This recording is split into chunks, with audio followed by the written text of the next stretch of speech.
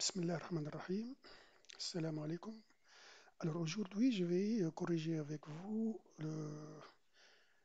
le sujet de bac 2018, toutes les sections scientifiques. Bon, comme d'habitude, je ne vais pas m'intéresser aux exercices. Je vais directement traiter le problème. Alors,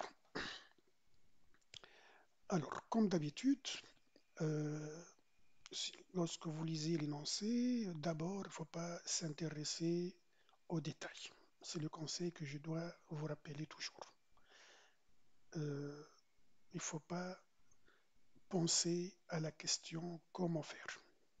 D'abord, vous allez décomposer le problème. Déjà, ici, dans le travail demandé, on vous demande de décomposer le problème en modules. C'est-à-dire, vous allez séparer les difficultés et non pas, disons, résoudre ces difficultés. Vous allez les séparer uniquement. Et pour chaque difficulté, vous allez charger un module pour le résoudre. Donc, la réponse au comment faire, vous allez disons, la réponse, vous allez la reporter dans les modules. Bien, alors lisons l'énoncé. Donc, dans le but de gérer les discussions dans un groupe fermé créé au sein d'un réseau social, on se propose de réaliser une application informatique permettant d'afficher à l'administrateur du groupe la liste des adhérents qui ont envoyé un même commentaire donné, la liste des adhérents inactifs dans le groupe, sachant qu'un adhérent est qualifié inactif s'il n'a envoyé aucun commentaire. Donc ici, nous avons un groupe de discussion sur un réseau social tel que par exemple Facebook ou bien autre. Eh bien, un administrateur veut faire en quelque sorte des statistiques. Donc il va déterminer la liste des adhérents qui ont commenté disons, un sujet précis. Donc, il a envoyé un commentaire bien donné. La liste des adhérents, il va afficher aussi la liste des adhérents qui sont inactifs dans le groupe, c'est-à-dire qui n'ont envoyé aucun commentaire. Alors, pour ce faire, on se propose de remplir un tableau A par le nom d'utilisateur de un A adhérent du groupe avec un A dans l'intervalle, disons, 6,50. Sachant qu'un nom d'utilisateur unique est formé par une suite. Bon, je le verrai les détails par la suite. Donc, j'ai un tableau à remplir par un A nom. Je passe. J'ai par la suite à remplir un tableau M par les commentaires, par NM commentaires, sachant que le commentaire et le nombre de commentaires à saisir, c'est dans l'intervalle 300, en respectant le format général suivant. Donc vous avez le numéro de l'émetteur et les commentaires en soi. Et là, on vous a donné, le numéro est une donnée, etc. Je verrai les détails par la suite. Puis, qu'est-ce qu'il va afficher mon programme? Le nom d'utilisateur de chaque adhérent qui a envoyé un commentaire donné et la liste des adhérents inactifs. Et là, on vous a donné un exemple qui va clarifier l'énoncé. Eh bien, même si vous n'avez pas compris grand-chose à partir de l'énoncé, un exemple qui, lorsqu'il est clarifié, un bon exemple, peut, disons, clarifier les choses. Bon, alors l'exemple, on a donné ici NA est égal à 5, NM est égal à 7, donc le nombre des adhérents c'est 5, le nombre de commentaires qui ont été, disons, saisis c'est 7, et le tableau en question, on a A, les noms de commentaires, plutôt des adhérents, et le M, les commentaires en question. Bon, exemple de commentaire, on a choisi ici, donc le commentaire qui se trouve dans M de 3, dans la case numéro 3. Alors là, le 1, c'est l'identificateur c'est le numéro d'indice de l'émetteur et les commentaires en question. Alors, si les commentaires saisis est help, alors le programme devrait afficher les deux résultats suivants. Le commentaire help est envoyé par Amira et Mohamed. Donc, si je regarde ici le mot help où il se trouve, eh bien, il se trouve dans, disons, le numéro 4. Numéro 4, c'est Amira, voilà. Et le mot help se trouve dans, disons, le commentaire dans la case numéro 3. Donc, l'émetteur se trouve dans la case numéro 3 de A. Donc, le numéro 3, c'est Mohamed. Et la liste des adhérents inactifs qui n'ont envoyé aucun commentaire, eh bien, il suffit de regarder ici qui n'a pas envoyé un commentaire. Donc, on a le 1, donc le 1, on le trouve. Le 2, on ne le trouve pas. Donc, le 2, c'est Monsieur Hichem, donc le voilà. Le 3, il a envoyé, le voilà. Le 4, le 4, donc le voilà, le 4. Le 5, Salah, Salah, donc on regarde ici, on ne trouve pas le 5. Donc voilà, Salah, il est là. Bien, donc passons maintenant à faire la correction donc, du problème. On va commencer par l'analyse du problème principal.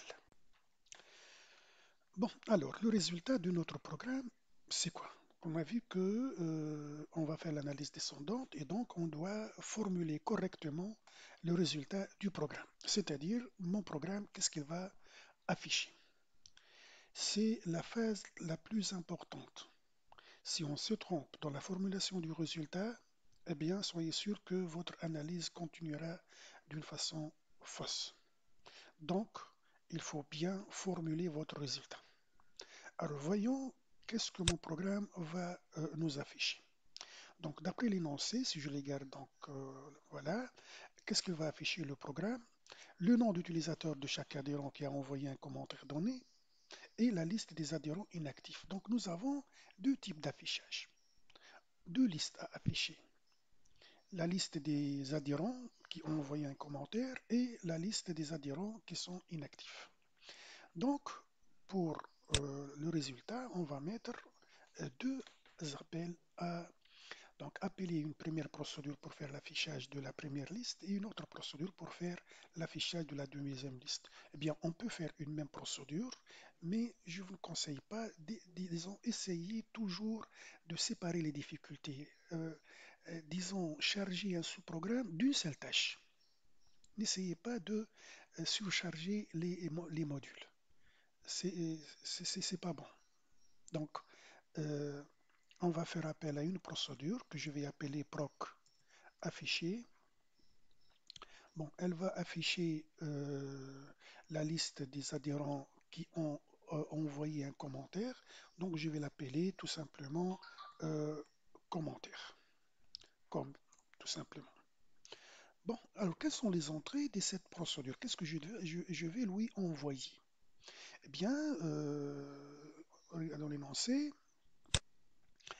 Alors, la procédure pour pouvoir, d'après l'exemple, pour pouvoir afficher cette liste, les commentaires help, donc c'est ça la première liste.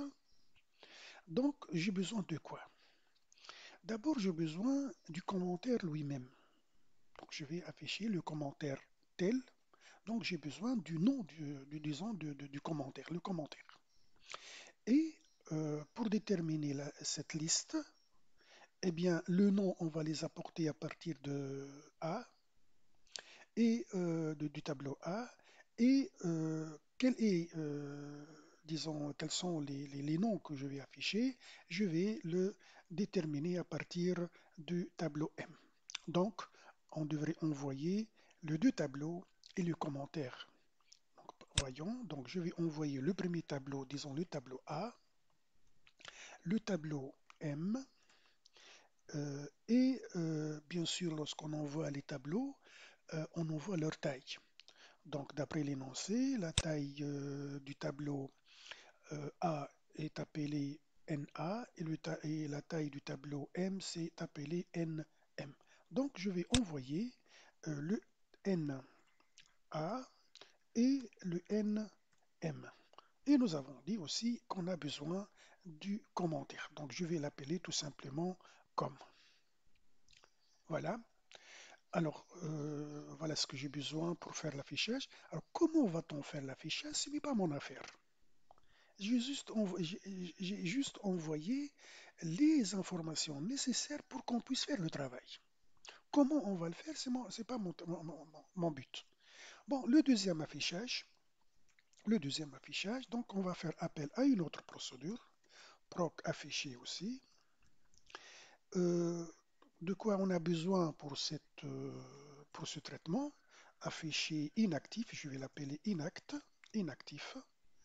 Et quelles sont les entrées? Donc je regarde ici dans l'énoncé de quoi j'aurai besoin pour pouvoir afficher cette liste. Eh bien, pour pouvoir afficher cette liste, donc j'ai ici les noms. Donc les noms d'où on va les apporter? Ben, on va les apporter du tableau A. Et qui est inactif et qui est actif, je peux le savoir qu'à partir du tableau M. Donc les deux tableaux sont nécessaires. Voilà. Donc je vais tout simplement envoyer le A, le M et leur taille. Donc N A, N M. J'ai pas besoin de comme dans l'autre exemple. Voilà. Bien, maintenant qu'est-ce que je fais? Tout simplement, je vais insérer, disons, une zone de texte. Voilà, une zone de texte. Alors, cette zone de texte, pour vous, sur votre feuille, vous, tout simplement, vous tracez une ligne verticale sur la marge de la page. Donc, ici, je vais indiquer les entrées que nous avons utilisées. Donc, ici, j'en ai les A, j'en ai le M, j'en ai le NA, et on a le NM, et on a la variable com. Voilà. Alors, toutes ces entrées sont nécessaires pour pouvoir faire le travail, pour afficher le résultat. Et nous avons vu que euh, on ne peut exécuter et utiliser plutôt un paramètre ou bien une information que si elle est définie. Donc, je ne peux pas faire appel à un fichier comme si le A, le M, le NA, le NM et comme ne sont pas définis. Donc, je devrais définir avant tout. C'est l'analyse descendante. Donc, toute entrée devient une sortie. Dans le traitement qui suit, vont devenir des sorties. Donc, commencez par A. A égale à quoi? Eh bien, pour définir le tableau A, tout simplement, je vais faire appel à une procédure que j'appelle par exemple remplir ou bien lecture. Bon, remplir A, voilà, remplir A. Euh, Quels sont donc les paramètres effectifs de cette procédure? Eh bien, pour le déterminer, je pense au niveau de sortie et entrée. La procédure, qu'est-ce qu'elle va me définir? C'est la sortie. Et de quoi elle a besoin? C'est les entrées. Donc ici, ma procédure va définir le A. Je l'ai appelé pour définir A. Donc sa sortie, c'est A. Et quelle est euh, ses entrées? Eh bien, tout simplement, pour définir A, j'ai besoin de la taille. Donc, je vais envoyer le NA comme entrée. Et bon, le clavier, c'est pour c'est l'entrée principale, quoi. Donc, le clavier, c'est le clavier, il est là. Voilà. Et je dis ici, de préférence, vous soulignez la sortie. Bon, et je la barre puisque je viens de la définir. Je la barre de cette liste. Maintenant, je passe à M. M égale à quoi?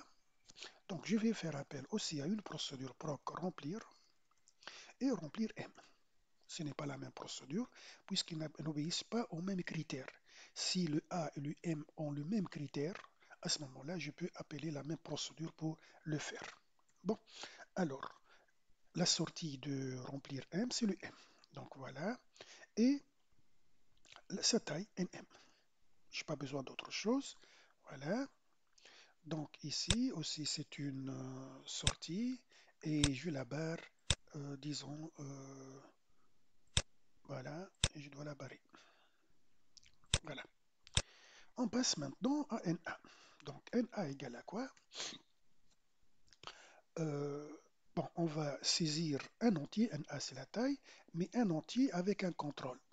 Le contrôle, d'après l'énoncé, le NA doit être dans l'intervalle donc strictement supérieur à 5 et inférieur ou égal à 50, donc il est dans l'intervalle 6-50. Donc voilà, donc je vais faire appel à une procédure, proc saisir, qui va saisir. Donc, saisir, voilà, saisir, voilà, saisir. L'entier NA, donc c'est la sortie. Et quelles sont les entrées? Alors, comment la procédure saura que le nombre il est limité entre 6 et 100? Eh bien, tout simplement, 6 et 50, eh bien, tout simplement, je l'envoie. Donc, 6,50.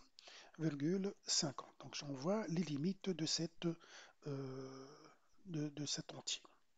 Puis, donc, ici, vous avez, c'est la sortie, et là, je la barre. Voilà. Et nous avons le NM qui est égal. Alors, est-ce que je peux faire appel à cette même procédure, saisir pour définir NA, puisque NM aussi c'est un entier dans l'intervalle, dans deux limites. Donc ici, j'ai l'intervalle de NM entre 3 et 100. Donc, est-il possible de faire appel à la même procédure? Eh bien si, les deux entiers respectent les mêmes contraintes. Donc, je peux faire appel à proc, saisir. Bon, même contrainte, c'est trop dit, mais l'intervalle change. Mais on a disons, intervalle. On a deux limites. Donc, c'est la même chose. Ce qui va changer, c'est le paramètre effectif. Mais d'une façon formelle, la procédure va fonctionner, disons, pour les deux de la même façon. Donc, la sortie, ça va être NM, que normalement je dois la souligner. Et les limites ici, ce n'est pas 6 et 50, c'est 3 et 100. Voilà. Donc, c'est la sortie. Et je barre ici le NA. Il nous reste maintenant le com. Donc, comment le commentaire égale à quoi? Eh bien, tout simplement, le commentaire, c'est une, normalement, entrée, c'est une chaîne dont on n'a aucun critère. Donc, toute chaîne est acceptée. Tout simplement, on a dit ici, envoyer un commentaire donné. Donc, il n'y a pas de critère. Tout simplement, je peux mettre ici donné. Voilà. Voilà, ça va se traduire au niveau de l'algorithmique par lire. Fin, bac 2018. Alors, l'ordre de séquence maintenant. Alors, par quoi on peut commencer? Donc, la règle, c'est de commencer à pas, disons, de, des entrées. Bon, c'est pas tout à fait commencer par les entrées, mais on ne doit pas commencer par une séquence dont les entrées ne sont pas définies. Voilà. Donc, je ne peux pas commencer par le résultat, étant donné que j'ai besoin de A, M et NA. Donc, tout ça devrait être défini. Est-ce que je peux commencer par A? Ben non, je ne vais pas commencer par A puisque NA n'est pas défini. Donc, a priori, il faut commencer par NA pour pouvoir saisir le tableau A. Donc, ça, c'est la séquence numéro 1. La séquence numéro 2, ça pourrait être A, comme ça pourrait être NM. Bon, je vais saisir le tableau A, donc je vais saisir sa taille, puis le saisir lui-même. Donc ça, c'est le 2. Puis, de même pour le M, je ne peux pas le faire étant donné que le NM n'est pas défini. Donc je vais mettre ici le 3, le NM c'est le 3, et le 4, ça va être donc le M. Il nous reste maintenant le com. Comme c'est 5, bon, d'ailleurs, je peux commencer par com. Comme il n'y a aucune instruction, je peux commencer par 1, c'est la lecture du commentaire. Bon, finalement, on va faire l'affichage. Donc, ça, c'est le 6. Et voilà, on, on met fin à notre programme. C'est la séquence numéro 7. Voilà. Alors passons maintenant, donc l'analyse est faite, passons maintenant au tableau de déclaration des objets. Donc le tableau de déclaration des objets globaux. Des objets globaux, je m'excuse, de globaux. Alors, pour cela, je vais insérer un tableau de 3 colonnes. Donc ici, vous avez disons, objet.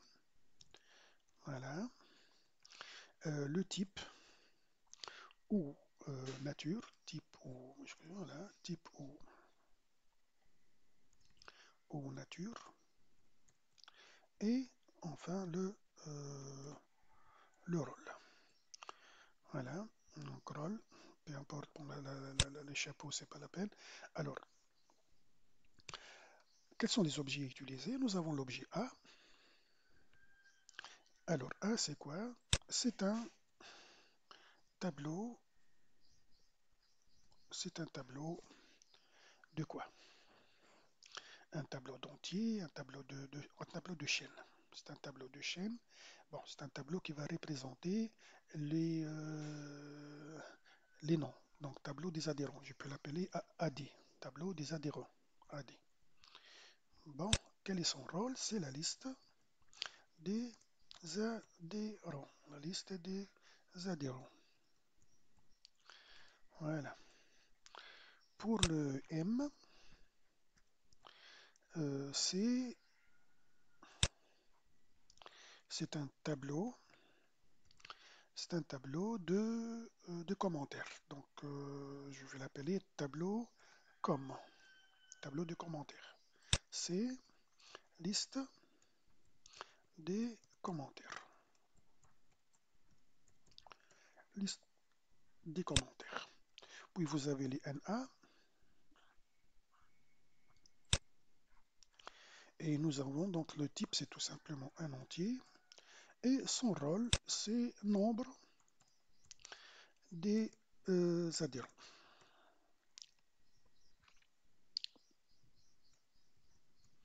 Nombre des adhérents. Voilà. Et nous avons le NM. C'est aussi un entier.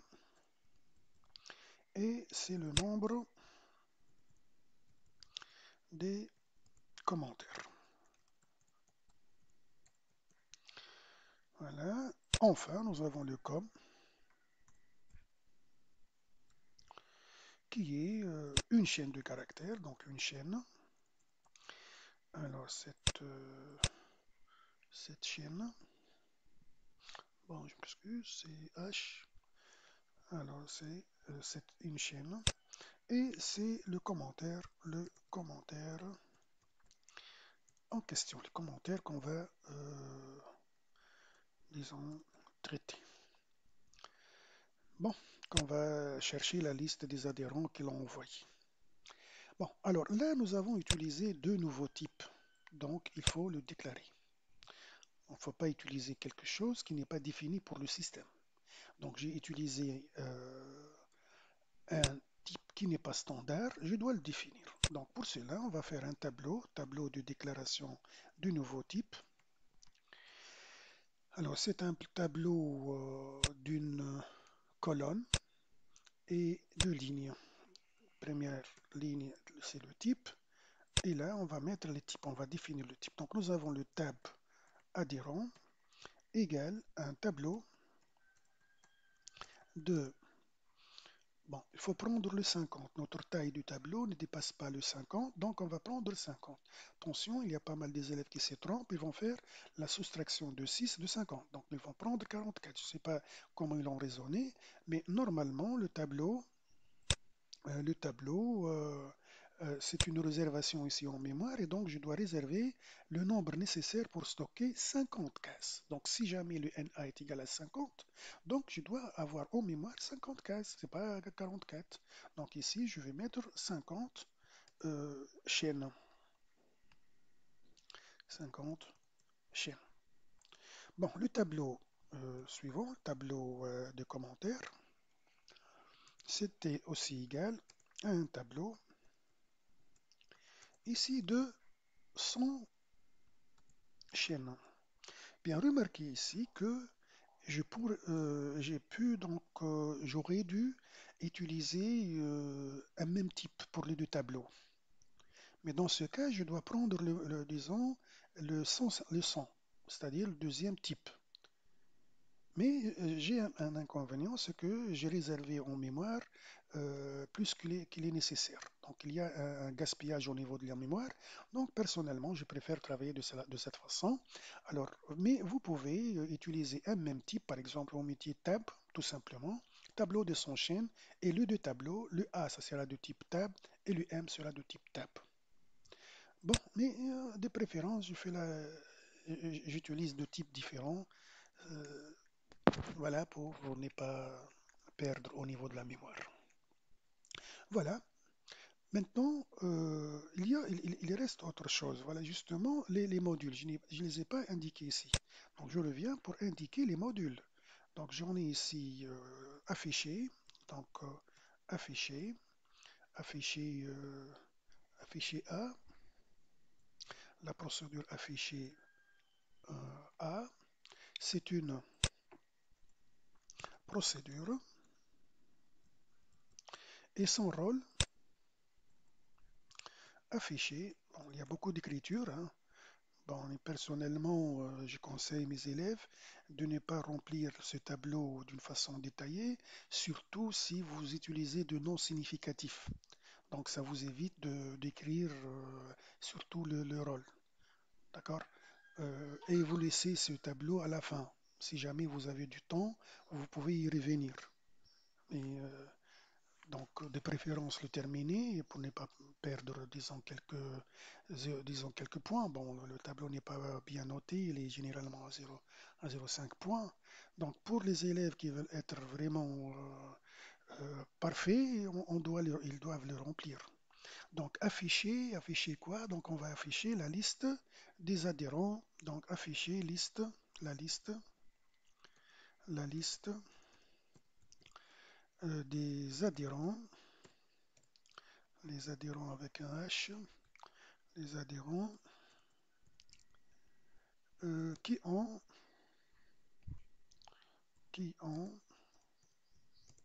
envoyé un commentaire, un commentaire donné. Voilà.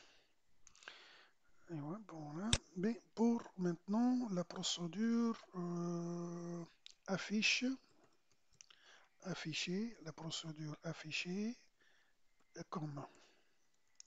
Aussi, c'est une procédure. Bon, je vais faire un copiage ici. Oh là là, hein. Oh, j'aurais dû l'écrire, c'est mieux. Bon, peut-être ça, je vais le copier. CTRL C et CTRL V. Bon, afficher la liste des adhérents inactifs. Donc ici, c'est inactif. Voilà. Pour maintenant la procédure remplir A, donc remplir A, aussi c'est une procédure.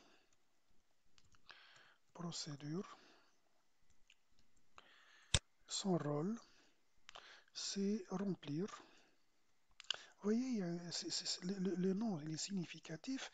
Remplir A, c'est donc il va remplir le tableau A. Donc le tableau, la colonne rôle, il est déjà dans le nom. Donc remplir le, disons les noms.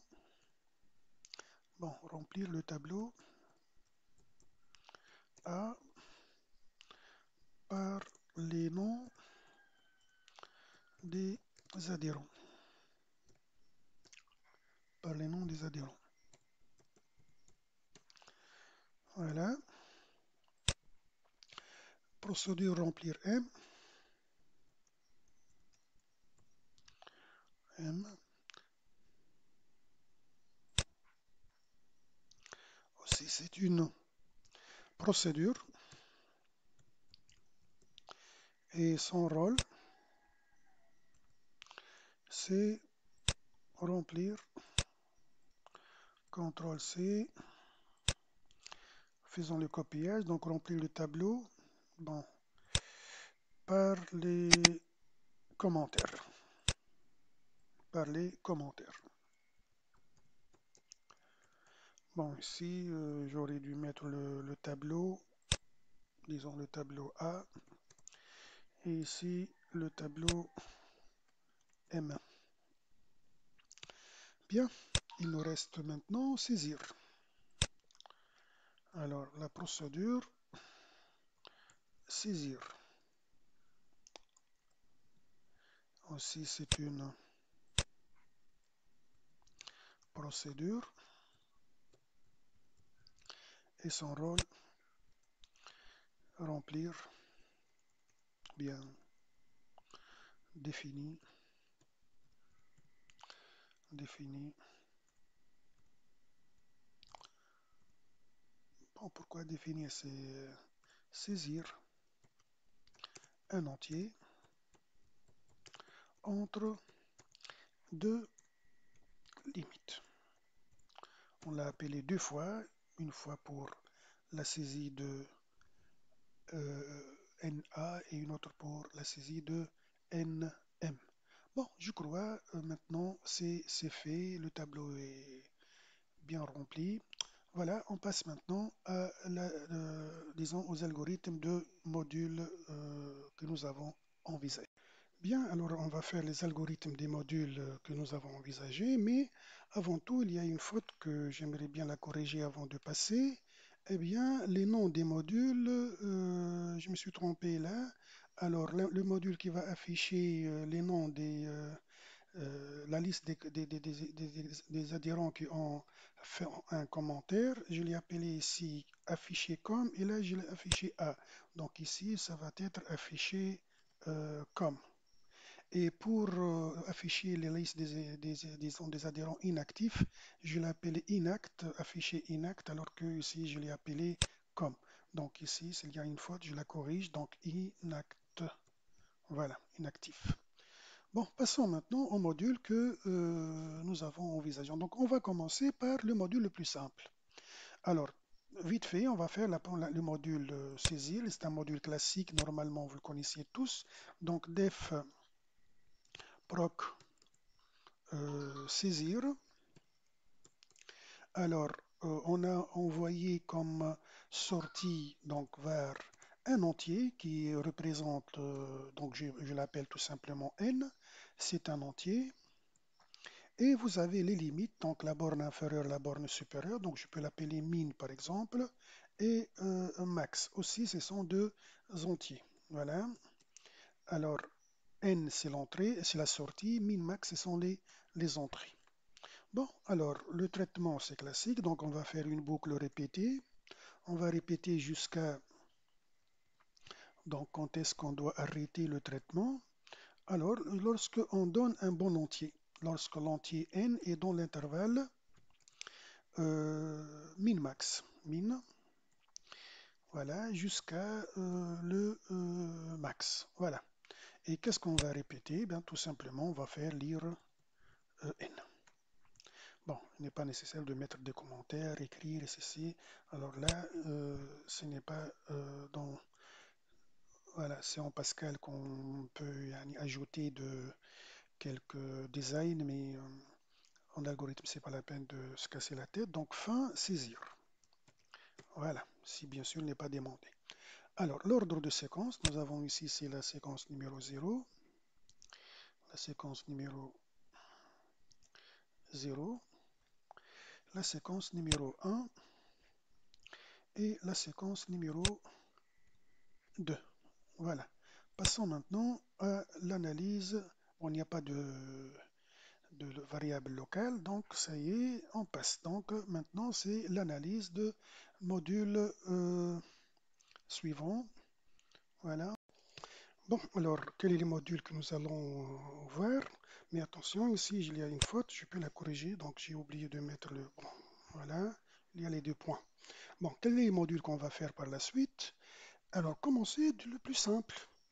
Alors, le remplissage du tableau, avant de passer pour le traitement d'affichage qui nécessite un peu de travail, je vais tout simplement faire le remplissage du tableau. Donc, commençons par le tableau, disons A. On va remplir A. Donc, on va mettre ici la définition. Donc, voilà.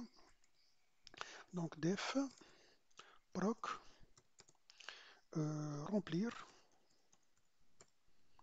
A.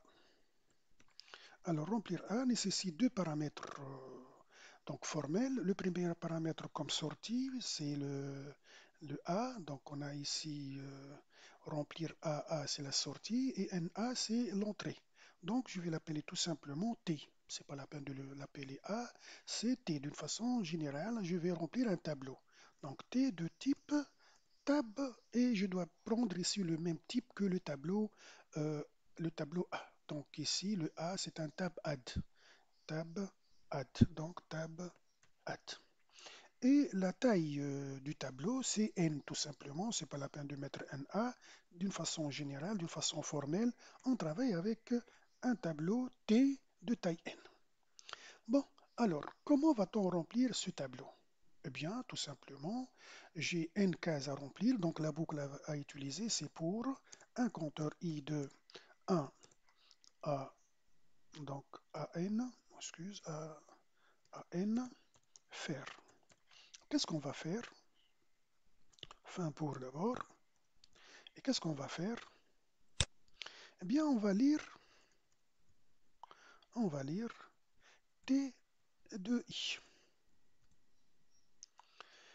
Mais il y a comment dirais-je, il y a un contrôle à faire. On ne va pas accepter, d'après l'énoncé, on ne va pas accepter n'importe quelle case, quelle valeur. Eh bien, on va remplir un tableau A par les noms d'utilisateurs de NA, sachant qu'un nom d'utilisateur est unique et formé par une suite d'au minimum 3 caractères commençant obligatoirement par une lettre majuscule. Donc, il y a pas mal de critères.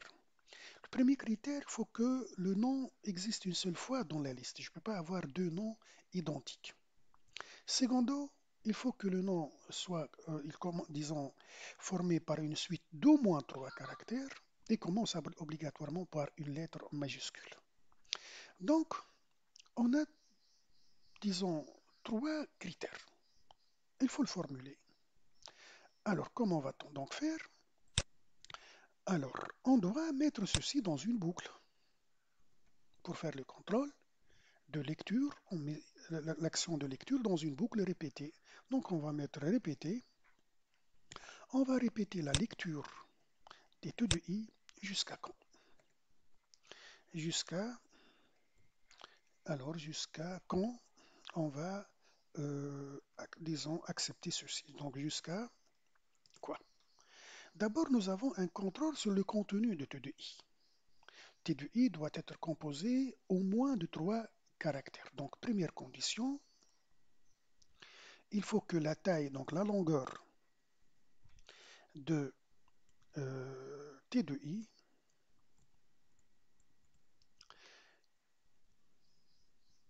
supérieure ou égale à 3. Ça, c'est un premier critère, première condition.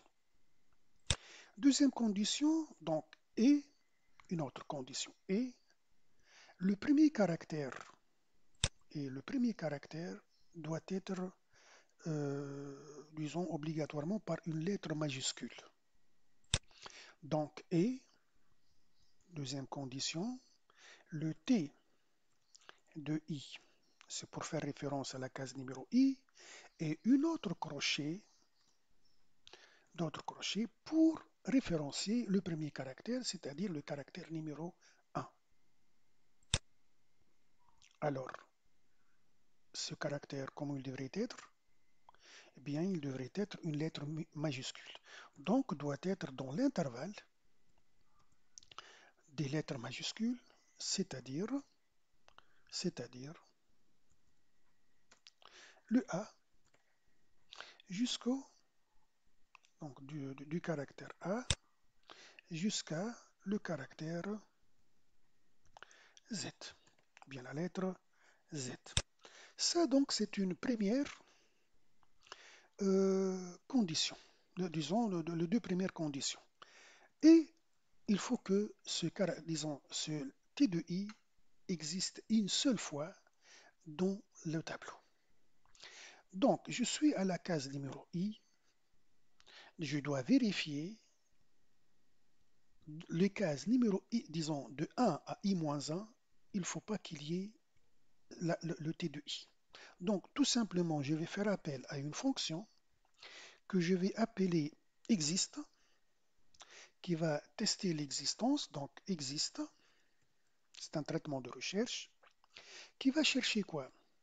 Donc fn existe, existe, donc il manque un S, voilà, qui va tester l'existence de quoi? De T de I,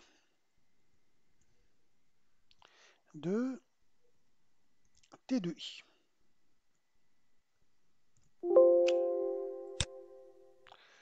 de T de I. Où elle va le tester? Dans le tableau T. Dans quelle portion du tableau T? Entre la case 1 et la case I moins 1. Donc voilà, la fonction existe. Alors, si elle me retourne vrai, s'il existe, je ne dois pas l'accepter.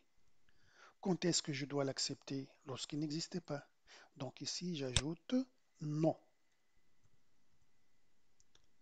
Voilà. Non existe. Lorsqu'il n'existe pas, je quitte. Lorsqu'il existe, je ne quitte pas. Je dois retourner pour refaire la lecture. Donc la fonction existe. C'est une fonction qui va tester si la case numéro I que je suis en train de lire existe ou non dans la portion du tableau T située entre la case numéro 1 et la case numéro I-1. La définition de la fonction existe. Donc l'instruction 0, c'est 0. C'est def fn existe. Comme paramètre, elle exige donc le t de i, donc c'est la valeur qu'on va tester son existence. Donc il est de type chaîne, donc x donc de type chaîne. Et vous avez le T, le tableau où on va faire la recherche. Il est de type tab AD, adhérent. Et vous avez le 1, le paramètre effectif 1, ça représente d'une façon générale le début de la portion où on va faire la recherche. Donc je vais l'appeler tout simplement D. Et le I-1, c'est la fin de cette portion. Donc je vais l'appeler F de type aussi entier. Le résultat de la fonction, c'est booléen. Va me retourner vrai ou faux. Alors, pour faire la recherche, bon, le test d'existence, c'est un traitement de recherche, et nous avons vu dans une vidéo, disons, précédente, la technique de recherche. Donc, l'instruction numéro 1, on va se positionner sur le début de la liste. Donc, je vais initialiser le i à au début de la liste. Puis, on va faire un parcours, donc à condition d'arrêt, donc tant que on n'est pas arrivé à la fin de la liste et on n'a pas trouvé ce qu'on cherche.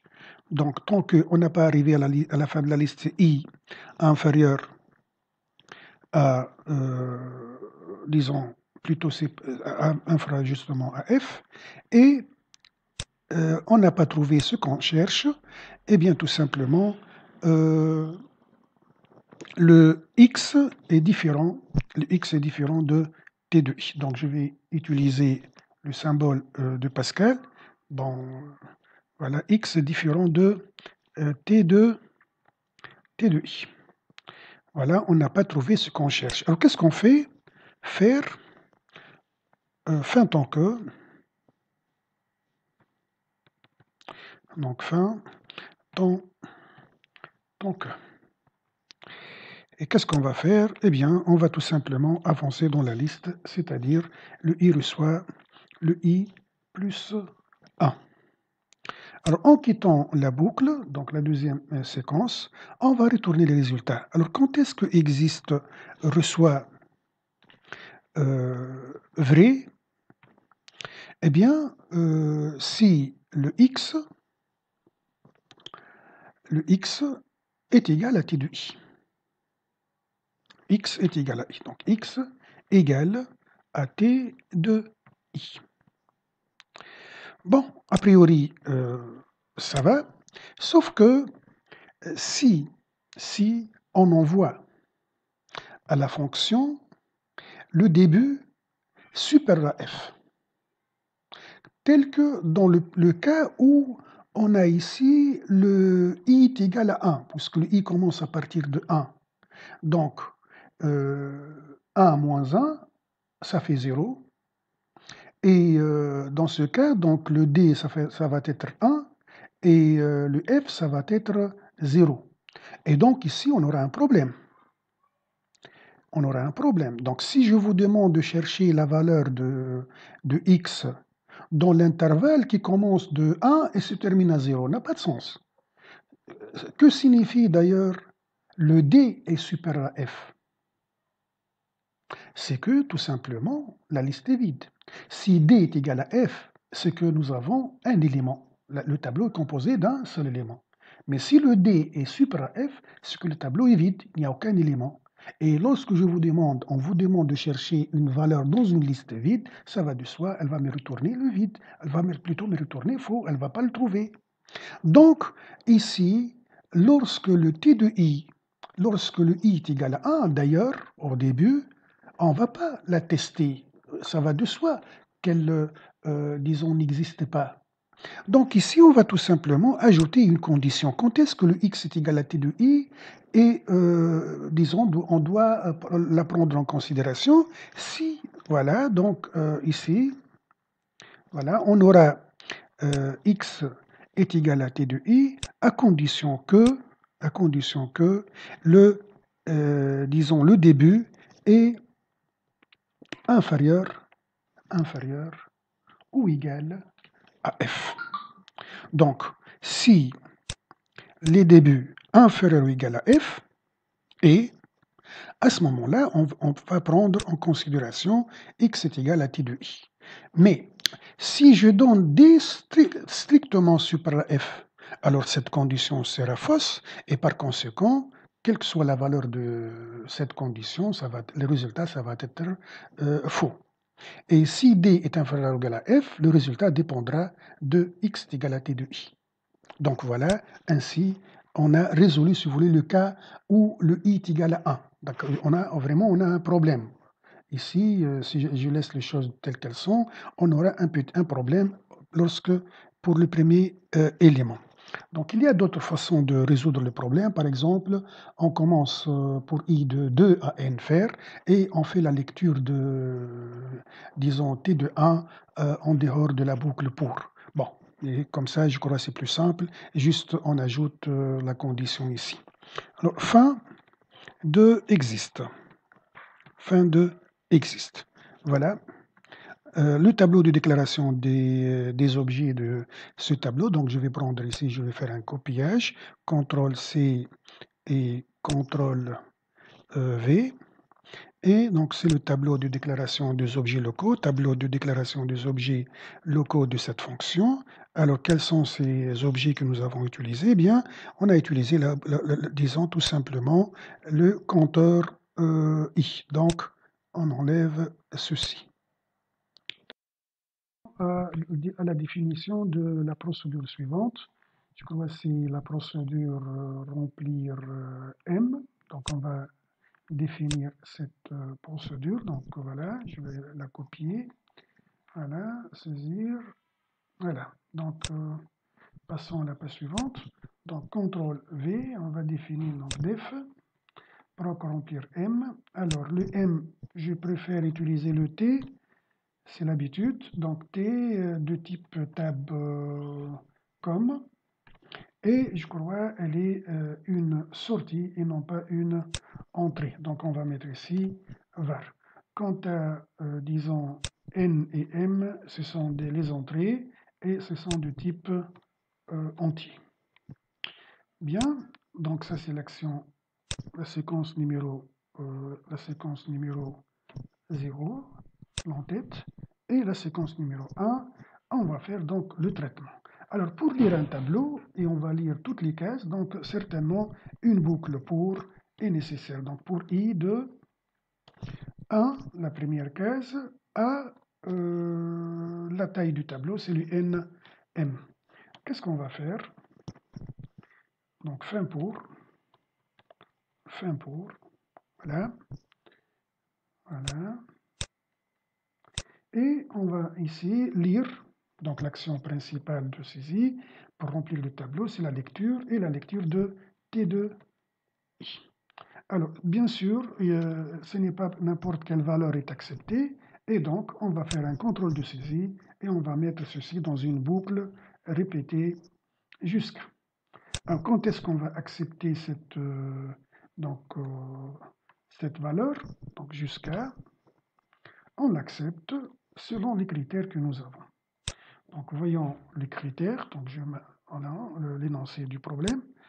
Alors, pour le critère du commentaire, donc ici on indique que le commentaire, num étudiant représentant l'indice de l'émetteur du commentaire dans le tableau A. Donc il représente le numéro de l'émetteur. Donc le numéro de l'émetteur, d'abord il faut que, puisque vous avez ici le commentaire envoyé, est composé de deux choses. Le numéro de l'émetteur et le commentaire en soi, séparé par le caractère dièse. Donc, le numéro de l'émetteur, c'est un nombre, il faut qu'il soit un nombre et qui représente l'indice. Donc, l'indice de l'émetteur, si vous avez par exemple 10 émetteurs, il faut que le NIM E entre 1 et 10. On ne peut pas avoir, par exemple, nous avons 10 émetteurs, hein, 10 adhérents, et nous avons un émetteur dont le numéro est par exemple 100. Ça n'a pas de sens. Donc, le numéro doit être entre 1 et le NA, si vous voulez, le NA, le nombre d'adhérents. Donc ça, c'est le contrôle qu'on va faire sur l'émetteur. Pour le commentaire en soi, je crois qu'il n'a pas précisé, il n'a pas donné de contraintes, tout est accepté, donc tout simplement, on va le lire et on passe. Donc, numéro de l'émetteur doit être dans l'intervalle, voilà, 1 à NA. D'ailleurs, à quoi ça va nous servir le NA que nous avons envoyé? C'est juste pour faire le contrôle ici. Bon, et une autre condition, il faut que, le numéro E soit un nombre. Hein, il faut qu'il soit un nombre et non pas une chaîne de caractères, disons, quelconque. Donc, il faut que, disons, le num E est composé d'un... Donc, comment va-t-on le savoir? Eh bien, tout simplement, je vais extraire ici le nombre. Donc, num E égale à quoi? Va recevoir quoi? Eh bien, c'est une sous-chaîne. C'est une sous-chaîne, une partie, de T de I, qui commence, de T de I, qui commence à partir du caractère 1 jusqu'à la position de l'émetteur. La position de l'émetteur, je vais l'appeler P et moins 1. Voilà. Ça va, mais donc ici, je dois calculer le P. Donc le P est égal à quoi? Le P est égal à quoi? Donc P reçoit cos du caractère dièse dans le T de I. Voilà.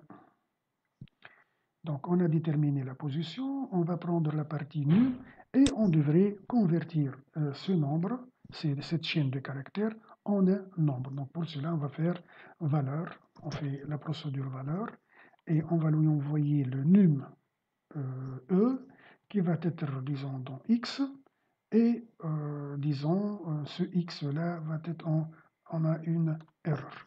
Bon, donc ici, ce n'est pas le num, alors ce que je vais tester, c'est le X.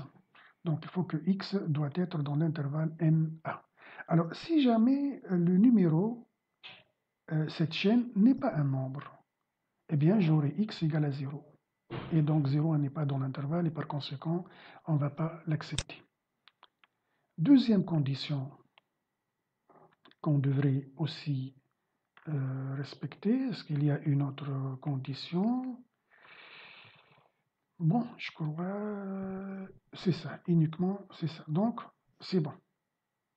Il faut que ce num soit dans cet intervalle. Et bien sûr, il faut qu'il y ait un dièse. Donc voilà.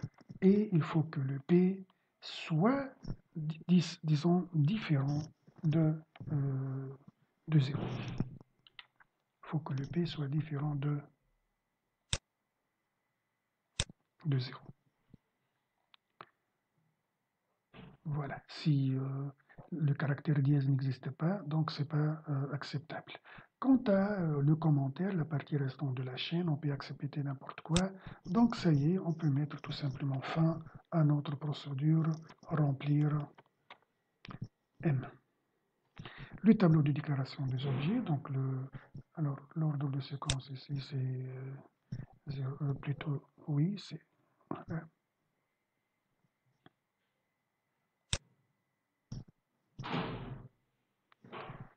le tableau de déclaration des objets.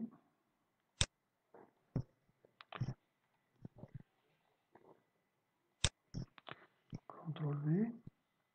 Alors nous avons le compteur I, nous avons la variable P, nous avons la variable erreur, et nous avons la variable X. Bon, alors P, c'est un entier, et c'est la position du caractère dièse. Erreur, c'est un entier, et disons c'est le code erreur, si jamais l'opération de conversion n'a pas eu lieu. X, c'est un entier, et son rôle, c'est le numéro de l'émetteur.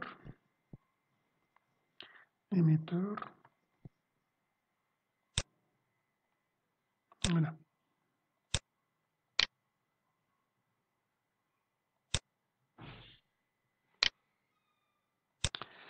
Bon, alors nous avons ainsi terminé cette procédure. On va passer par la suite au module suivant, à la définition des modules d'affichage. Donc nous avons normalement deux modules d'affichage. Le module affiche donc comme et le module affiche inacte. Donc je vais prendre alors là, passer. Alors, donc on va définir donc def proc affiché comme. Alors nous avons le tableau A comme donc entrée qui est de type tab add, tableau de adhérents, et nous avons le tableau M qui est de type tab commentaire, voilà. Et on a les tailles, donc NA et NM sont de type entier, et le commentaire, donc point virgule ici, le commentaire, c'est une chaîne de caractères. Donc chaîne, voilà. Voilà. Alors l'instruction 0, je peux le mettre dès maintenant. Voilà. Et l'instruction numéro 1, alors, qu'est-ce qu'on va faire? Alors, pour pouvoir faire l'affichage, donc voyons l'énoncé. Donc, pour pouvoir faire l'affichage de ces noms des adhérents qui ont envoyé un commentaire bien déterminé, eh bien, donc, je dois faire le parcours de quel tableau? Donc, pour savoir qui a envoyé et qui n'a pas envoyé, je dois faire le parcours du tableau M. Et je vais extraire le commentaire à partir de la case numéro I, la comparer avec le commentaire en question. S'ils sont égaux, alors tout simplement, je vais afficher la case numéro num, donc je dois aussi déterminer le numéro pour pouvoir afficher disons, le A2 de num. Bon, donc le parcours est complet, on devrait faire un parcours complet, donc la boucle qu'on va utiliser, c'est la boucle pour, donc on va faire ici un pour, un compteur I de 1 à disons, la taille du tableau M, donc NM, faire. Voilà. Bon, excuse, ici, c'est pas la peine de faire la numérotation de la sorte. Donc ici, c'est le 1. Voilà. Alors, fin pour. Et on revient pour écrire. Donc, qu'est-ce qu'on va faire? Donc, d'abord, on doit faire l'extraction du commentaire. Donc, je vais faire une variable que je vais appeler, par exemple, C, égale à quoi ce C? Alors, il est égal, normalement, à une sous-chaîne. Donc, sous-chaîne, voilà, sous-chaîne de M de I. Donc, on va prendre une partie du tableau M. Et cette partie va commencer à partir de la position du dièse plus 1.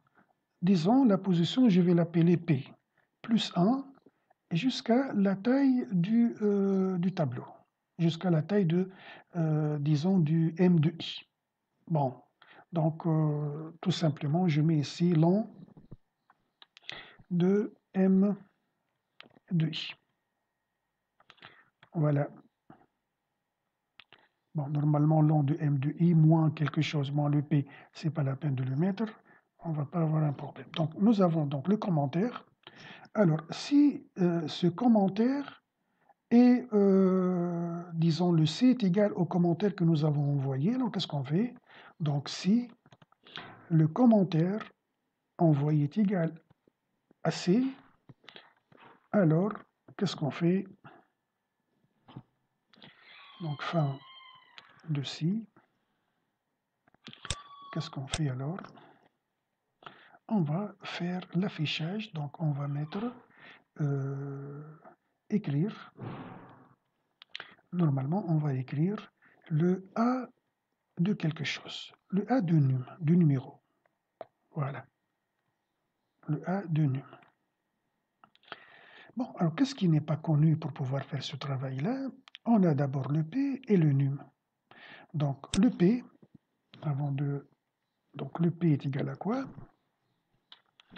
C'est égal normalement à la position du dièse. Pour déterminer la position, on a la fonction standard pose. On lui envoie le caractère en question. Bon, je vais utiliser les apostrophes pour ne pas tomber dans le remplacement automatique. Donc pose de dièse, virgule, dans M de I. Dans M de I. Donc ça, c'est la position du dièse. Bon, maintenant, on a déterminé le C. Il nous reste maintenant à déterminer le num. Alors, est-ce que le num, on a besoin si le commentaire n'est pas égal au commentaire envoyé? On n'a pas besoin. Donc, on va calculer le num à l'intérieur ici. Donc, plus logique. Donc, num est égal à quoi? Eh bien, aussi, c'est une sous-chaîne, c'est une partie de la chaîne du commentaire envoyé. On va prendre du premier caractère jusqu'à la position du dièse moins 1. Donc, on va faire sous-chaîne de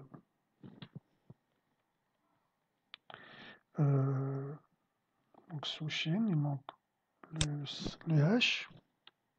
Donc sous-chaîne à partir de M de I, en commençant du caractère numéro 1 et jusqu'à P moins 1. P moins 1. Alors, cette sous-chaîne qui représente le numéro, je dois la convertir en nombre.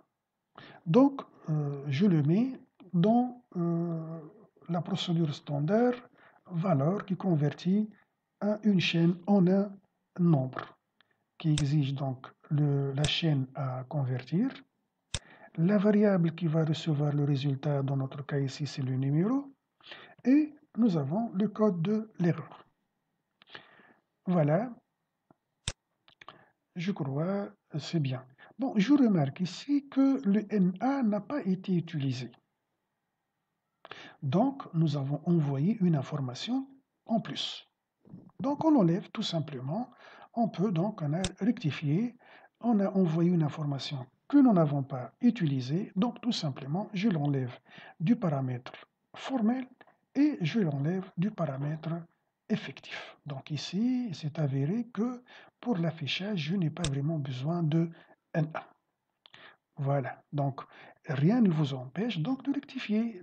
Au début, on a pensé que c'est nécessaire d'envoyer le NA, vu que nous avons envoyé le tableau, donc a priori, on a envoyé le A, donc on envoie avec sa taille. Bon, c'est avéré que ce n'est pas nécessaire. Donc on enlève tout simplement, voilà. Et même si on la laisse, ça va pas, sur le traitement, ça ne va pas changer. Le traitement ne va pas changer, donc on n'a pas d'erreur au niveau du traitement, mais c'est quelque chose d'illogique tout simplement. Bon, alors fin de notre procédure affichée, disons, comme. Voilà.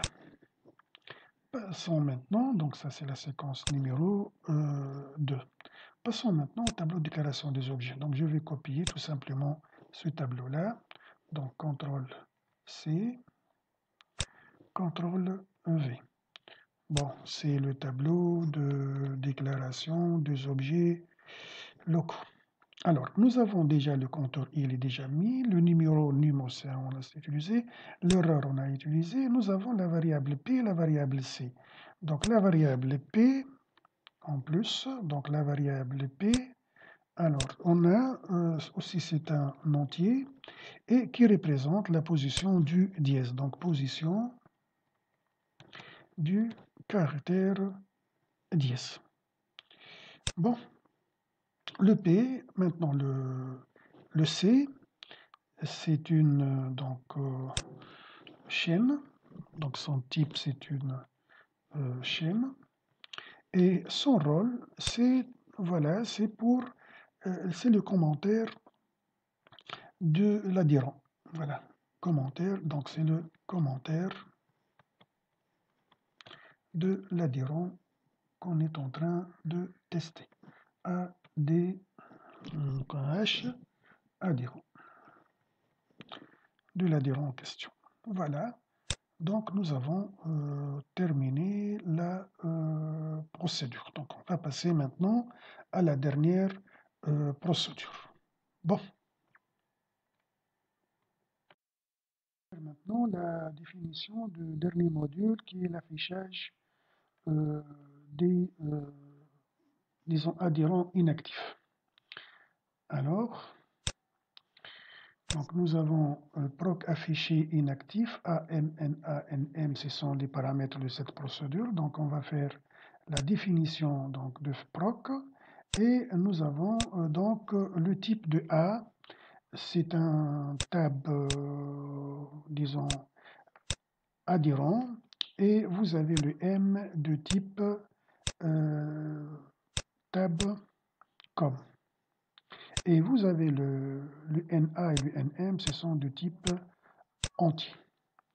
Alors, la case, donc l'instruction numéro 0. Bon, l'instruction numéro 1. Donc, comment va-t-on faire l'affichage de, disons, des adhérents inactifs? Donc, voyons l'énoncé.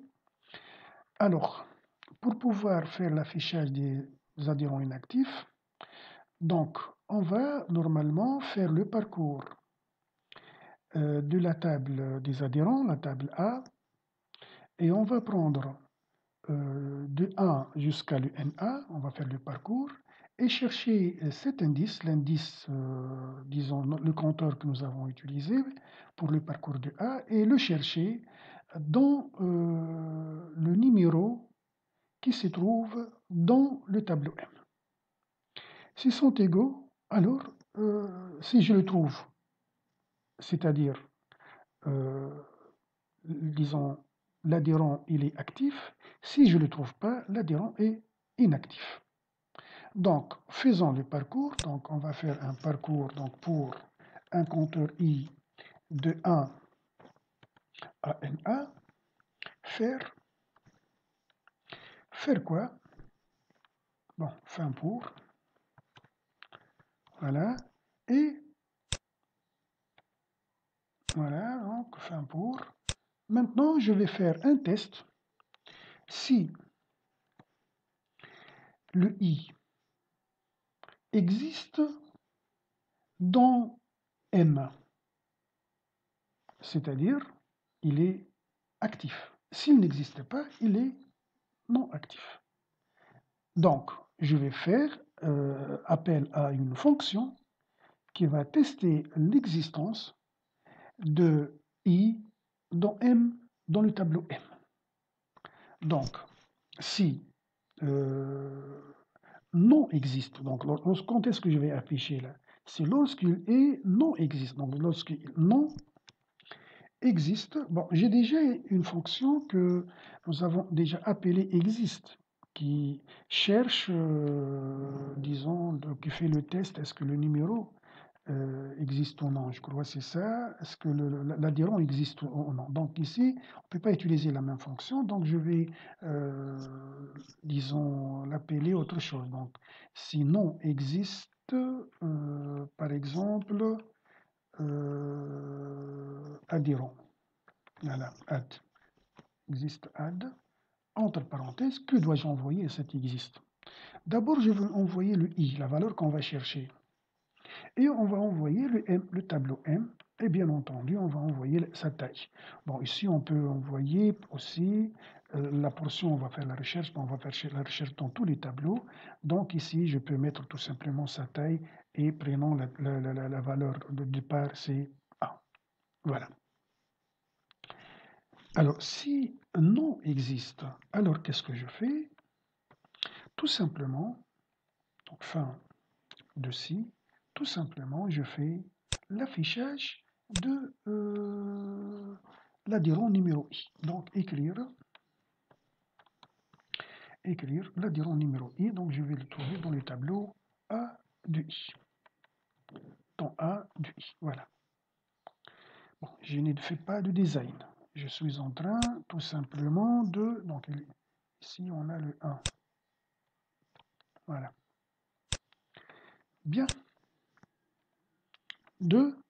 C'est la fin de notre procédure afficher commentaire. Afficher, plutôt afficher inactif. Bon, alors, tableau de déclaration des objets locaux. Donc, je vais tout simplement copier, peut-être cela c'est mieux. Donc, CTRL-C et CTRL-V. C'est le tableau de déclaration, des objets locaux. Tableau de déclaration des objets locaux. Voilà. Bien, nous avons le compteur i. Je crois qu'on n'a pas grand-chose, donc tout ça, il n'y a pas. Voilà. Mais nous avons la fonction. Donc tout ça, on ne l'a pas. Donc nous avons la fonction existe add. Alors là, c'est une fonction de type booléen et dont le rôle, c'est de tester l'existence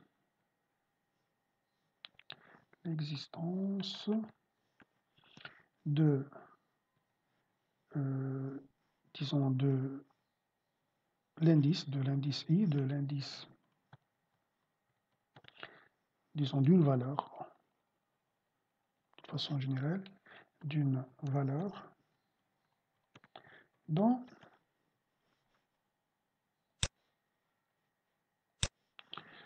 un tableau. Voilà, tout simplement, je passe. Bien, alors maintenant, on doit définir la fonction existAdd. Donc def, donc 0, def, fn, existe, add. Alors, les paramètres, nous avons le i, c'est la valeur qu'on va chercher, donc je vais l'appeler x par exemple, de type ici entier. Et nous avons le m de type tab comme, le tableau du commentaire. Et vous avez la taille NA, n disons tout simplement, de type entier. Et elle va nous retourner le type booléen. Comment va-t-on faire le traitement? Revenons à l'avancée. Alors, on va donc tester l'existence d'un nombre dans une liste. Donc, le traitement, normalement, c'est un traitement répétitif à condition d'arrêt. Dès que je trouve, disons, l'indice i, l'indice, le x, dans notre cas ici, dans le commentaire, j'arrête le traitement. Donc, c'est un traitement de recherche. Donc, on va utiliser la boucle tant que. Donc, on va prendre un compteur i d'abord qu'on va initialiser à la valeur de départ de la liste. Dans notre cas ici, on a pris 1. Je ne sais pas qu'est-ce qu'il y a. Voilà. Donc, si c'est le 1. Bon.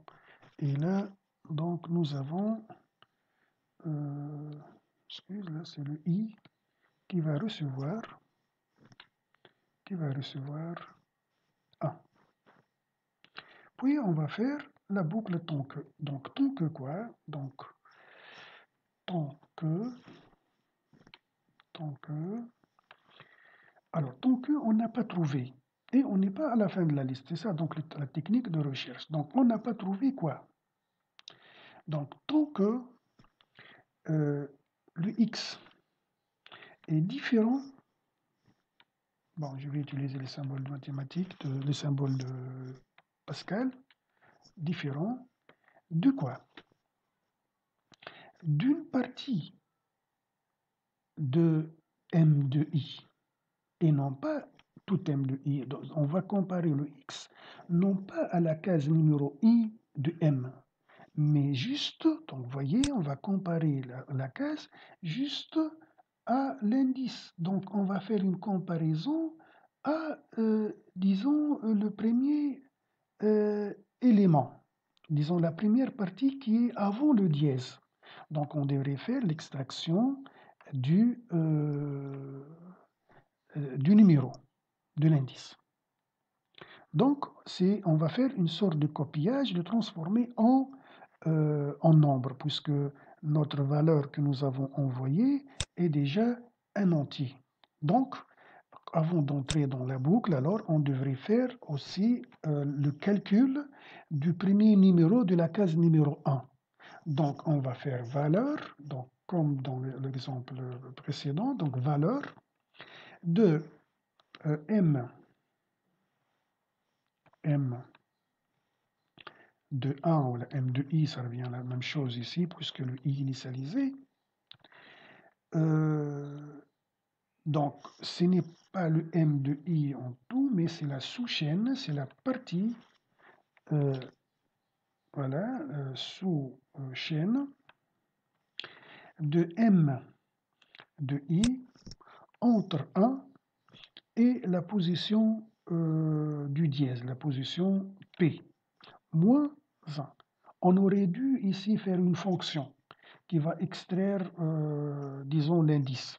Et dans ce cas, on peut la faire, on peut l'appeler directement à chaque fois qu'on aura besoin. Bon, c'est pas grave, je n'ai pas pensé à ça au début, donc j'y continue comme ça. Donc P moins 1. Ça, c'est donc la position de départ. La fin, bon, c'est vrai, ça va, c'est la position de fin. Voilà, donc on va faire ceci. Virgule, le résultat va être transformé dans un numéro, dans la variable num, et vous avez là le erreur. Voilà, c'est bien. Donc, ici, on va mettre donc tant que x différent de num. Voilà, ça c'est la première condition donc, de recherche, disons de recherche. Si elle est égale, je m'arrête. Et on n'est pas arrivé à la fin, c'est-à-dire le i inférieur strictement à la taille du tableau qui est ici le n. Voilà, donc deuxième condition, on la met entre les parenthèses. Ben, qu'est-ce qu'on va faire?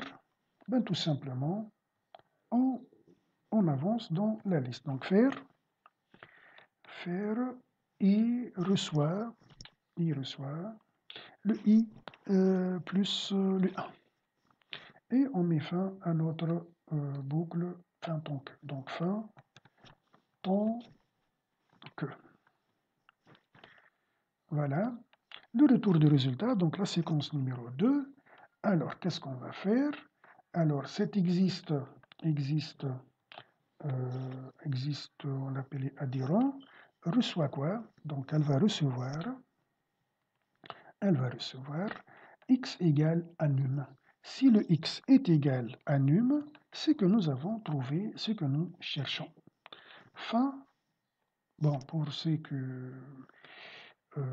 n'ont pas compris la technique de recherche, ils n'ont qu'à consulter la vidéo dédiée pour la recherche. Donc 3, c'est la fin de existe add. Ça. Et le tableau de déclaration des objets locaux pour cette fonction. Donc, je crois, est-ce que déjà dans le presse-papier, donc encore. Donc, nous avons le compteur i, nous avons le num et nous avons les erreurs. Voilà, le compteur i aussi, on l'a utilisé. Le p, non, le p n'est pas déclaré, donc ici, je vais mettre p. Alors là, p, c'est un entier. Et il s'agit bien ici de la position du caractère dièse. Bien, donc je crois le P ça va, le num, le erreur ça va. Tout est fait, donc ça c'est vrai, tout est fait, mais je crois ici que la nomination de la fonction existe add, j'aurais dû, disons, l'appeler autre chose. Je vais la rectifier déjà. Je vais l'appeler actif. Tout simplement, ça sera plus, disons, explicite, point, plus clair. Donc, def fn actif. Et donc ici, donc je vais changer ici par actif. Voilà, c'est mieux. Et donc la fonction ici, c'est si non actif, c'est plus explicite. Donc c'est vrai, c'est un traitement de recherche et de test d'existence, mais le nom ici, c'est plus significatif. Donc, sinon actif de i, etc., on va faire ceci. Donc la fonction ici, c'est actif. Voilà.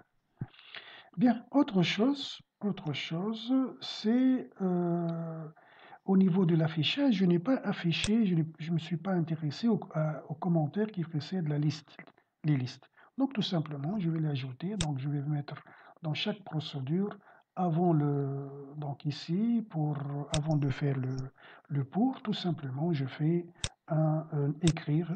Donc écrire ici. Qu'est-ce qu'on va écrire? D'après l'énoncé, on va mettre le commentaire et envoyer par. Donc un message, bon, je vais utiliser là, le commentaire. Alors, le commentaire, virgule, et le nom du commentaire, donc c'est la variable com. Voilà, virgule, et on va par la suite, est envoyé par, je crois que c'est ça, hein, est envoyé par, donc, et, voilà, et envoyé par deux points, et on ferme les acolytes. Bon, puis nous avons dans la deuxième procédure aussi, nous avons un commentaire à afficher avant la liste. Ce commentaire, c'est tout simplement la liste des adhérents inactifs et. Voilà. Donc, je vais mettre ici écrire. Voilà, écrire. Voilà. La liste des adhérents inactifs et les adhérents inactifs Et voilà, fermez parenthèse. Et ça y est, on a terminé avec, disons, ce programme. Merci pour votre attention et à la prochaine vidéo.